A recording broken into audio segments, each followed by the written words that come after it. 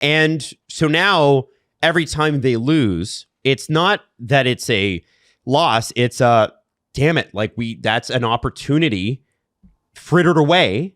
You can't afford it. You can't afford it because not only like the Leafs have been red hot, but so has everybody else ahead of them. Detroit, Tampa, Montreal, and Buffalo have been unbelievable. And let's not forget that the Florida Panthers are lying in wait. And if Ottawa figures out how to get a save, that's a good team too. Oh, yeah. Like, the Blue Jackets' decision to fire Dean Evason was still surprising, but like no one's out of it. No one is true. I mean, they did it to save their season. We'll talk about the Everson thing in a bit because I had a segment prep for yesterday's show, but we went too long. So here's what I want to, I want to ask you guys about this game.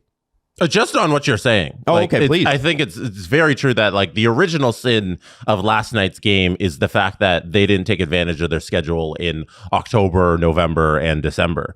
They went out to the central time zone. I'm pretty sure, I just want to check it, 2 times from the beginning of the season to December 21st. I believe they played Chicago on the road and then Dallas on the road.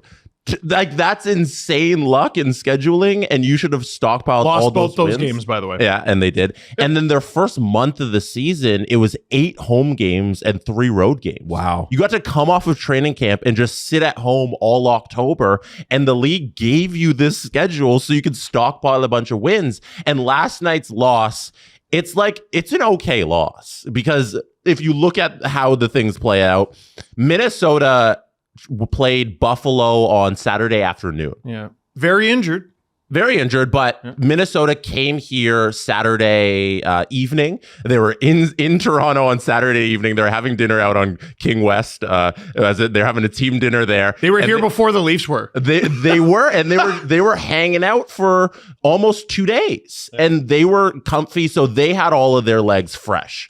And the Leafs, coming off of that Western swing where they're playing every other day, they get in late, I guess, Sunday morning, and then you reset Sunday, and then you're playing again on Monday. That's tough. Yeah. That's tough for any NHL team going against those 2 teams.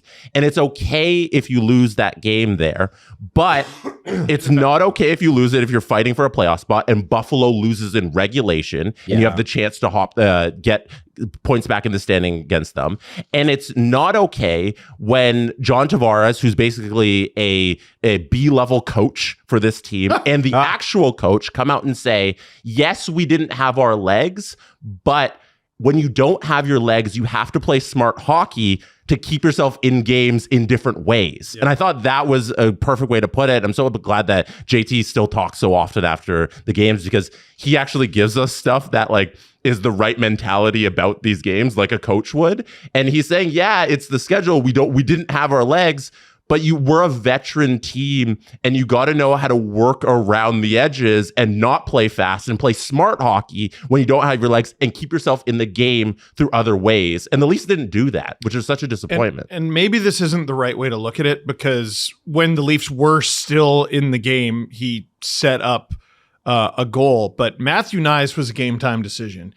Every indicator was he wasn't going to play. He didn't take line rushes. And then I didn't know he was in the game until the game began. I was like, I was announcing the lineup, and I was like, Drew, is Matthew Knies actually playing? I was like, there's 23. Okay, well, I guess he's in. So wait, who the hell scratched then?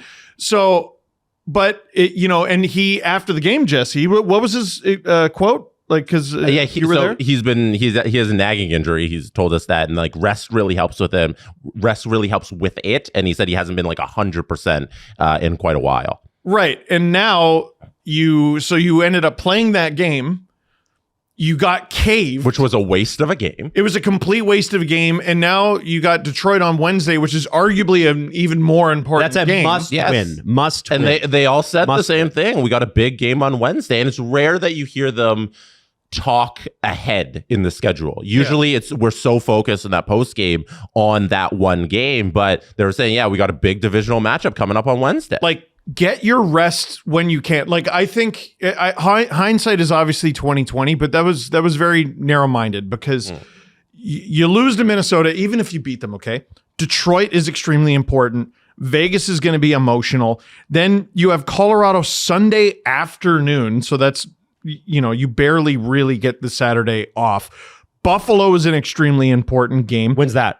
That is Tuesday, next Tuesday. And then you go back out west for this. Get a load of this hunk of shit. Thursday, 10 o'clock, Seattle. 2 days later, Vancouver, Saturday. Hopefully Vancouver remains Vancouver.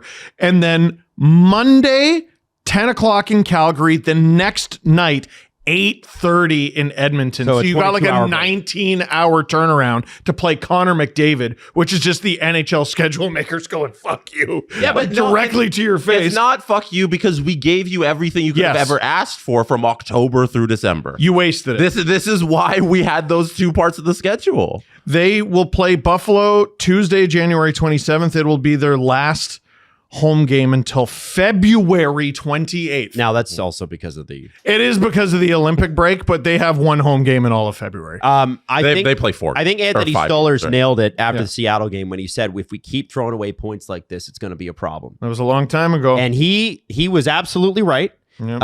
And by the way, he just was loaned to the Marlies on a conditioning stint, so he could be back soon. I think I want to start with something that Jesse mentioned about John Tavares' quote. There's 2 instances of, you're hearing Berube say puck play a lot. That's the new brand, puck play. The first one is, I think, goal number 2, where McCabe tries to get the puck to Bobby McMahon. Oh my God. Sends him the worst pass ever, and then it immediately turns over and obviously it's a defensive zone start for the Leafs. They turn the puck over. Minnesota makes them pay. McCabe's battling something for sure. McCabe, since he's come back from injury, has been outscored 7-1. Yeah, he 5 on 5 minutes. At all. Yeah. So they are gonna, if they do have aspirations of making the playoffs this year, they're gonna have to make a trade. And so like that is what it is. Like, you can't. Their injury bug has bit them hard this year. It is what it is. You gotta, if you really think you're gonna make the playoffs, or you think you can, then you got to do it, and you better do it soon. I disagree that you should buy. I listen, I'm not saying that they should buy either. I'm just saying, if you think that you're going to make the playoffs and this is part of your window, you better do it soon. They need to... Remember, I was the one who was happy to sit tight. They badly need to refocus, because a number of things that they've been doing very well at have been slipping. The one other thing I want to mention before you get into that point is the other puck play incident for a guy we complimented yesterday was Max Domi giving up the puck, Tarasenko breakaway, and I think that's the 4-1 goal. Can I show the first one you're talking about? So here we go. On the screen, you will see there is a face-off, and it is 1 back. There we go. McCabe gets the puck. He's trying to pass it to Bobby McMahon. He can't pass it cleanly to McMahon. McMahon can't grab it. It goes up to the blue line, and the Minnesota Wild... not your regular turnover. That's Brock Faber. Yes. Yeah. Brock Faber is able to keep it into the zone. He rags it around the back of the net, and then OEL isn't able to grab the puck because he's also slow today, because everybody on the Leafs is tired.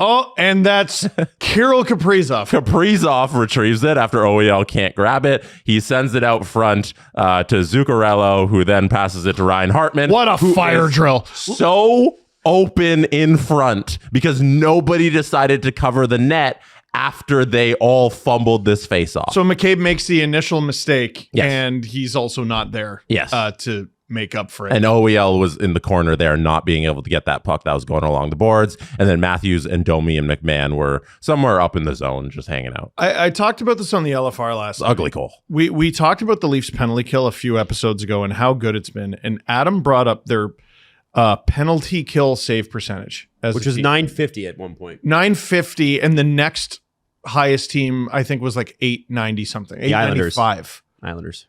And I was like, wow. And I had a thought in my head, but I was like, don't you dare say that into a mic. Don't. So I held it and I repressed it. I'm willing to reveal the thought now. That's due for regression. And boy, they are getting their ass kicked on the penalty kill lately. And Joseph Woll is really, really struggling. And when I say they got to refocus, guys are taking penalties that can't. Benoit and Benoit's penalty to start the game, Cowan in the offensive zone. You're back in the lineup for like 4.5 minutes. You take a call, and then they score. He's the early penalty king, by the way. Yeah, Benoit. awesome, great, good. And then Easton Cowan, like you're already on thin ice. You take another offensive zone penalty, and that leads to a goal against too. And now you're paying a lot more attention to who is getting called when for what, because you're not killing it, right? And that's going to affect the way you play 5-on-5, because you're like, you know what? I'm going to take liberties. I'm going to play a certain style because I don't think I'm going to take a penalty, but if I do, we'll kill it. Well, now maybe you're a little apprehensive and you're going to stick check a little different and, lay the body a little different. And now all of a sudden you're overthinking everything and it's in the back of your net. And now you suck at 5-on-5 too. And also your goalie's not making saves. Like a lot of things are going wrong all at once, which is why they got to screw their head on fast because the schedule doesn't stop. It's relentless this season.